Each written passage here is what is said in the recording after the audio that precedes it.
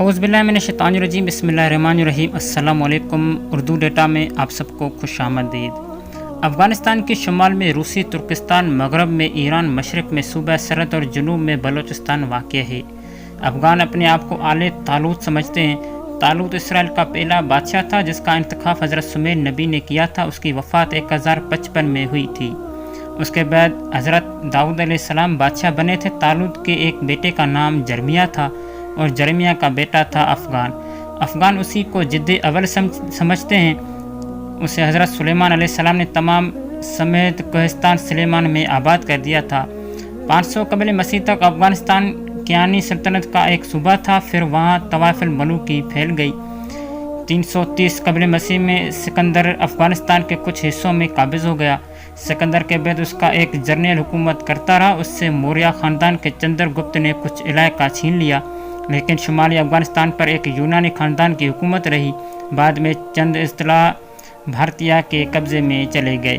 بھارتیہ قدیم جغرافیہ کے مطابق بحر خزر کے جنوب مشرق میں اپنی ایک ملک جو 258 قبل مسیح سے 190 میلادی تک برسر اقتدار رہا۔ 130 میں بحیرہ اسود کے سواحل سے تنہیز آ گئی۔ تقریباً 200 سال بعد ترکستان کے ایک قبیلے یوچی نے بھارتیہ کو شکست دے کر اپنی حکومت قائم کر لی۔ یہ لوگ کشن کہلاتے تھے۔ ایک ایسا وقت بھی آیا تھا کہ کشن کا اقتدار بنارس و مالوہ تک پھیل گیا۔ یہ لوگ بدھ مت کے پیروی تھے اور ان کا سب سے بڑا بادشاہ کنشکا تھا۔ کنشکا کے بعد یہ خاندان کمزور ہو گیا اور ملک کئی حکومتوں میں بٹ گیا۔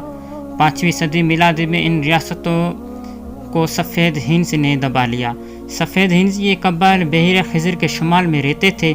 372 قبل مسیح میں اپنے ایک لیڈر بالا میر کی قیادت میں یورپ کی طرف بڑھے۔ حضرت عثمان رضی اللہ کے زمانے میں خلافت راشدہ کا حصہ بن گیا۔ بعد ازاں آل طاہرہ نے ہرات اور بلخ پر تسلط قائم کر لیا۔ پھر صفاری آ گئے۔ اس خاندان کا بانی یعقوب بن لیث صفار تھا۔ 9ویں صدی میں انہیں سامانیوں نے دبوچ لیا۔ بعد ازاں غزنویوں کا دور آ گیا۔ غزنوی اقتدار کا بانی سامانیوں کا ایک ترکی غلام تھا جن کا نام الپتگین تھا۔ اس سے سامانی خاندان کے 7ویں امیر عبد الملک اول بن نو اول نے خراساں کا حکم مقرر کیا۔ جب 350 ہجری میں عبد الملک کی وفات ہو گئی تو اسے غزنی کا عامل بنا دیا گیا۔ غزنی کوہ سلیمانی کے دامن میں ایک محفوظ شہر تھا جہاں خود مختاری کا شوق پورا کیا جا سکتا تھا۔ اس نے وہاں خود مختاری کا اعلان تو کر دیا لیکن سلطنت کو توسیع نہ دے سکا۔ یہ کام سپتگین نے کیا جو الپتگین کا غلام بھی تھا اور داماد بھی۔ اس نے سلطنت کو دونوں طرف سے وسعت دی۔ مشرق میں پشاور تک اس خاندان کے 5 امراء 250 ہجری سے 259 ہجری تک برسر اقتدار رہے۔ غزنوی خاندان ان کے 22 امراء نے 351 ہجری سے 582 تک حکومت کی۔ پھر گوری برسر اقتدار آ گئے۔ انہیں 613 ہجری میں خوارزمیوں نے ختم کیا۔ خوارزمیوں کا زوال چنگیزیوں کی وجہ سے ہوا۔ تیمور کے عروج تک افغانستان پر تاتاری مسلط رہی۔ پھر یہ مملکت تیموری کا حصہ بن گیا۔ 899 ہجری سے 1493 میں بابر فرغانہ کے تخت پر بیٹھا اور 910 ہجری سے 1504 ہجری میں کابل پر قابض ہو گیا۔ یہ قبضہ 250 برس تک قائم رہا۔ پھر نادر شاہ ایرانی 1149 ہجری اٹھا اور اس نے ایران سے دہلی تک کا علاقہ رونڈ ڈالا۔ نادر شاہ کے ایک فوجی کا نام احمد شاہ تھا جو افغانستان کے ابدالی قبیلے سے تعلق رکھتا تھا۔ نادر شاہ کے قتل ہو جانے کے بعد اہل قندھار نے احمد شاہ کو اپنا بادشاہ بنا لیا اور اسے در دراں کا خطاب دے دیا۔ خطاب کی وجہ سے درانی کہلاتا تھا۔ احمد شاہ افغانستان کا وہ پہلا بادشاہ ہے جو افغانی نسل تھا اور جس کی وجہ سے افغانستان آزاد ممالک کے صفحہ میں شامل ہوا۔ اس خاندان کے 9 بادشاہ نے 1160 سے 1842 تک حکومت کی۔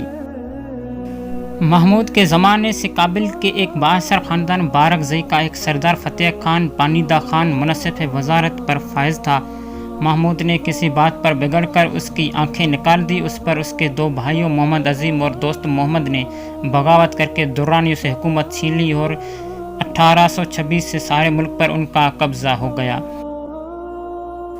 1930 में अंग्रेज़ों ने साजिश करके एक गुमनाम आदमी को जो बच्चा सक्का के नाम से मारूफ था ज़रवा असला देकर बगावत पर उभारा और अमानुल्लाह को इटली में पनाह लेने पर मजबूर कर दिया। 6 माह बाद जनरल नादिर खान ने, जो अमानुल्लाह की तरफ से फ्रांस में सफ़ीर था, अफ़गानी कबाइल की मदद से बच्चा सक्का को शिकस्त देकर कत्ल कर दिया।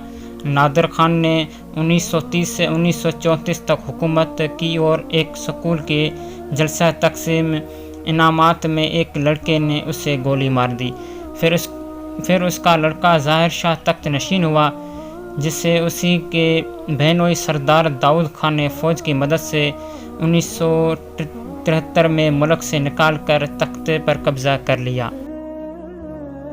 1978 में एक मार्कस लीडर नूर मोहम्मद तुर्की दाऊद खान को कत्ल करके इक़्तिदार पर काबिज़ हो गया। चंद माह बाद उसे एक और इश्तराकी लीडर हफीज़ अमीन ने कत्ल कर दिया। उसे बरक कारमल ने, जो रूसी अफवाज के साथ रूस से आया था, मार डाला और ताज तख्त पर काबिज़ हो गया। इंशाल्लाह उम्मीद है आप मोअज़्ज़ज़ नाज़रीन को हमारी आज की ये वीडियो ज़रूर पसंद आई होगी। तो इंशाल्लाह मिलेंगे एक और नई दिलचस्प वीडियो में। तब तक के लिए अल्लाह हाफ़िज़।